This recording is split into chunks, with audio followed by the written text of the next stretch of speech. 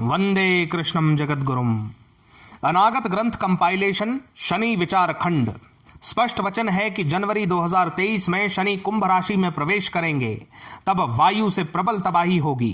चक्रवात, आसमानी बिजली का प्रकोप, वायु विमान दुर्घटनाएं, लड़ाकू विमानों तथा मिसाइल्स की गर्जना सुनाई देंगी। 14 मई 2023 मोचा साइक्लोन 215 किलोमीटर प्रति घंटे के वेग से म्यांमार, बांग्लादेश और बंगाल के तटों से टकराया। तबाही देखने लायक थी। आज 7 जून 2023 बिपरजय साइक्लोन अरेबियन सी में फॉर्म हो चुका है, जो आज रात तक और तीव्र वेग प्राप्त करेगा। महाराष्ट्र और कर्नाटक के समीप इसका प्रकोप है। मई के महीने में उज्जैन क्षेत्र में सप्तऋषियों की प्रतिमाएं वायु के प्रचंड वेग से गिर जाना, पंजाब के आकाश में टोर्नेडोज का दिखना क्या प्रमाणित नहीं करता इस वाणी को? प्रत्यक्ष को देखकर भी वीरहीन महामूर्ख प्रमाण मांगेंगे ही। इसके आगे की क्या वाणी है, क्या कहा गया है इसके बाद?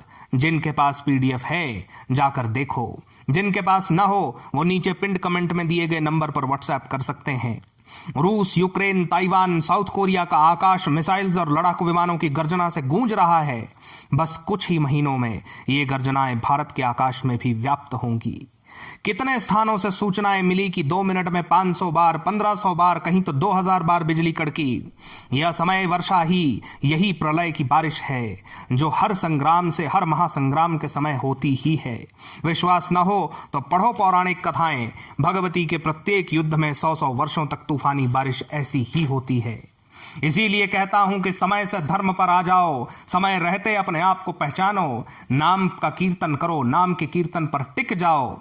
स्पष्ट वचन है कि केवल 60-65 दिन बचे हैं साधना ब्रह्मचर्य के। उसके बाद इन नियमों को कोई अपना भी ले तो भी कुछ प्राप्त नहीं होगा, क्योंकि बरसात का मौसम बीत जाने के बाद यदि कोई फसल बोएगा तो उसे कुछ प्राप्त नहीं होता। जितने अहंकारी मूर्ख घूम घूम कर कल की वाणी का विरोध कर रहे हैं, घटनाओं को 2025, 26, 2032, 35, 2043 यहां तक कि 2052 तक ले जा रहे हैं, उसे बताने में लगे हैं। सावधान हो जाओ, तुम योगिनियों द्वारा पहचान लिए गए हो। नकली कल्कियों से कम अपराधी नहीं हो तुम। यदि आज से ही अपनी धूर्तता से बाज नहीं आते तो अगली कार्रवाई के लिए तैयार रहना। बहुत से तंत्र साधक स्वयं को मां काली के भक्त पुत्र कहने वाले अपनी साधना का अहंकार छोड़ दो। भूल जाओ इस भ्रम को कि तुम बहुत बड़ी शक्ति रखते हो। भूल जाओ कि तुम कुछ हो भी। शिव की उपासना में वैराग्य और शक्ति की उपासना में अहंकार को संभालना सबके बस का नहीं है।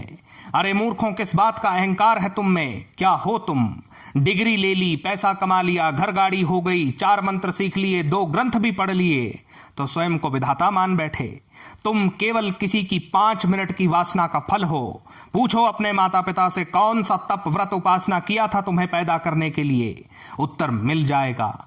क्षण भर में सारा दंभ मिट्टी हो जाएगा जब ये जानोगे कि जिस वीर्य की दुर्गंध को सहन नहीं किया जा सकता, जिससे घिन आने लगती है, उसी की एक बूंद से बने हो तुम। माता के गर्भ में मल, मूत्र, मांस, मज्जा के बीच उल्टे लटके थे तुम। आज अपने आप को जाने क्या क्या समझते हो।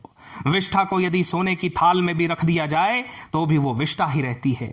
1 घंटा साधना करने का बल नहीं, 1 महीने ब्रह्मचर्य पालन कर नहीं सकते, 1 निर्जला एकादशी जीवन में कर न सके और भक्त एकत्रीकरण में जाना चाहते हो, उस पंक्ति में खड़े होना चाहते हो जहां भक्त शिरोमणि हनुमान, अश्वत्थामा, अंगद, भीष्म, कर्ण, अर्जुन और भीम जैसे महातपस्वी हैं।